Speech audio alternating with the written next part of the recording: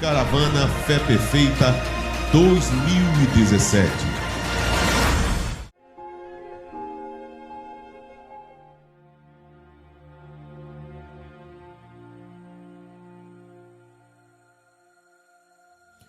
O conhecido Muro das Lamentações, que na verdade para um judeu significa Muro da Alegria, porque embora eles lamentem aqui a destruição do templo, mas para um judeu, orar é um privilégio. O muro é o único local que eles têm para orar na região do Moriá, já que a esplanada está ocupada pelos árabes. Ali está o Domo da Rocha e a Mesquita de Al-Aqsa, de onde Maomé ascendeu aos céus, segundo a fé maometana. Os árabes não deixaram nenhum vestígio de construção israelita para que não exista nada que comprove que algum dia esse lugar pertenceu a Israel. E essa visão já é compartilhada pelas Nações Unidas, que afirmam que o Monte Moriá nunca teve a ver com os judeus. Isso significa um ato de contestar a Bíblia, que mesmo que o mundo não aceite a sua autoridade divina, não pode negar que na mesma está contido o mapa descrito em simetria de toda a Terra Santa. Fato confirmado pela arqueologia que sem a Bíblia essa ciência jamais existiria. Tudo que já foi encontrado pelos arqueólogos na Terra Santa estavam contidos e identificados na Bíblia. Se o mapa bíblico te diz em detalhes que um fato aconteceu aqui e assim, pode escavar com confiança que estará ali. Um arqueólogo na Terra Santa não é nada se não tiver uma Bíblia na mão. A escritura de posse desta terra é um livro santo que por mais de 4.000 anos conserva e mantém os hebreus. E qual é o mortal que ousa contradizer este fato? Já houveram tantas civilizações poderosas, reinos e impérios que tentaram destruir Israel, mas todas elas desapareceram. Mas aí está Israel. Um país menor que o estado de Sergipe, mas que tem o melhor padrão de vida do Oriente Médio. Além de fornecer ao mundo os maiores cientistas de que já se ouviu falar. Isto porque são guardados pelo livro santo. Guarde o livro e o livro te guardará.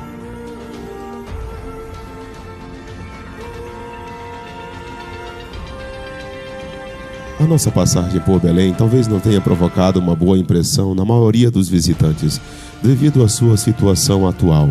Belém está ocupada pelos palestinos e isolada por um enorme muro que a separa de Jerusalém. Repudiada por Israel devido aos inúmeros atentados de violência contra os judeus. Os cidadãos de Belém estão isolados e sem perspectivas de futuro, o que torna a vida daqueles que nascem e crescem aqui um tanto desesperada. Belém marca a fusão de 3 civilizações: cananeus, hebreus e moabitas.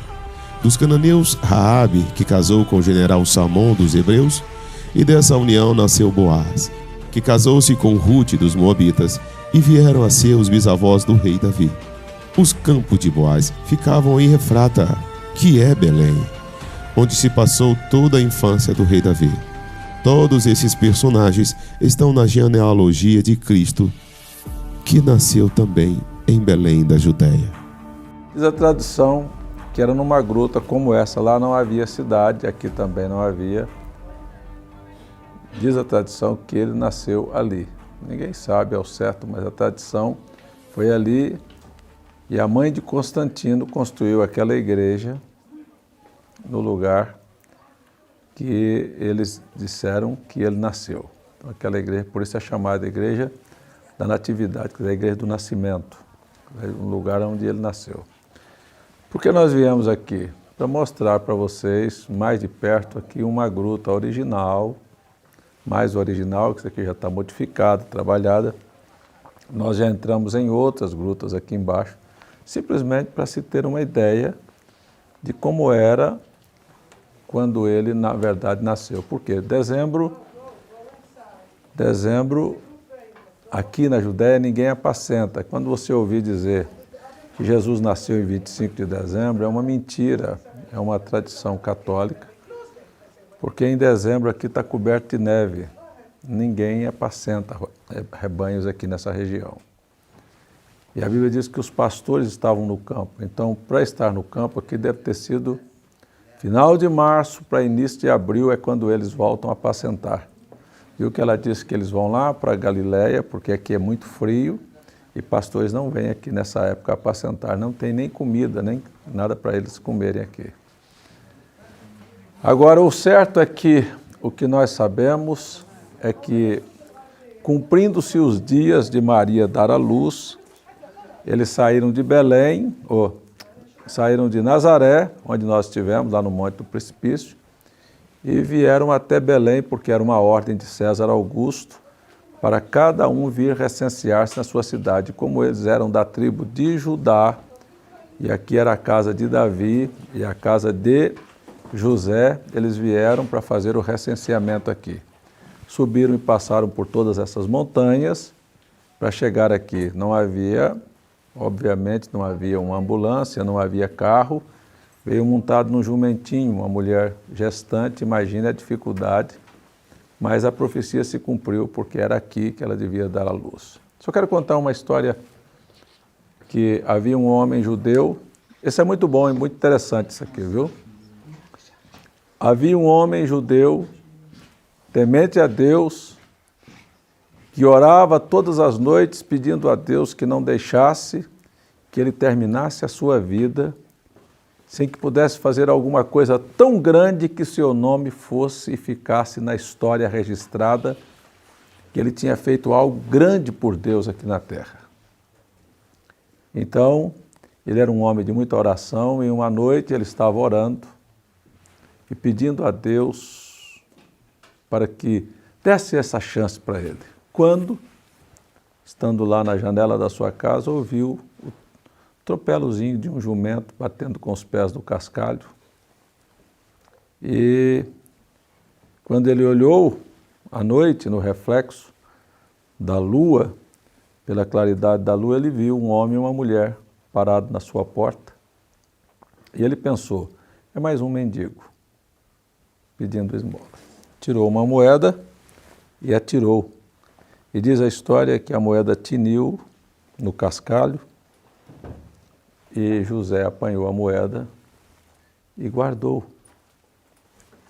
E foi-se, porque a Bíblia, porque diz a Bíblia que não achou lugar para ele na estalagem. Por quê? Você sabe que ele era o cordeiro. Cordeiro não nasce em hospital e nem nasce em hotel. Nasce na estalagem. Nasce aqui numa estrebaria como esta. Por isso eles vieram procurar uma estrebaria. Agora, o que eu quero dizer com isso? Que muitas vezes nós pensamos que fazer uma coisa grande para Deus é algo extraordinário aos nossos olhos. Naquela noite, ele teve a oportunidade de ter o seu nome colocado na história como o homem que deu lugar e abriu a porta da sua casa para que Cristo nascesse ali. Mas era tão simples e tão humilde que era um casal com uma mulher gestante montado num jumentinho que ele deixou passar. Então, as grandes oportunidades que nós temos na vida de deixar marcado o nosso testemunho são nas pequenas coisas. Se você quer fazer uma grande coisa para Deus, comece fazendo as coisas pequenas. Aquelas coisas que para você não tem nem significação, nem significado. Eu, às vezes, costumo dizer, comece pela sua casa. Trate bem seus filhos, sua mulher, seu marido, seu próximo, e você está fazendo um grande trabalho, deixando o seu nome escrito na história como você realizou uma grande coisa para Deus. E não pensar em fazer algo extraordinário aos nossos olhos, porque aquilo que é levado diante dos olhos do homem não vale nada diante de Deus. E aquilo que o homem não considera nada, essas são as coisas que Deus realmente dá valor. Então aquele homem perdeu a maior chance na vida dele, porque ele queria deixar o nome na história como um homem que fez algo para Deus. Então, você quer saber de uma coisa? Jesus muitas vezes vem na nossa porta de maneira simples e humilde, e nós deixamos ele passar. Então aprendamos que a oportunidade é esta. Jesus bate na nossa porta a cada dia, querendo nascer na nossa casa. Deixa ele viver na sua casa. Deus te abençoe no nome de Jesus.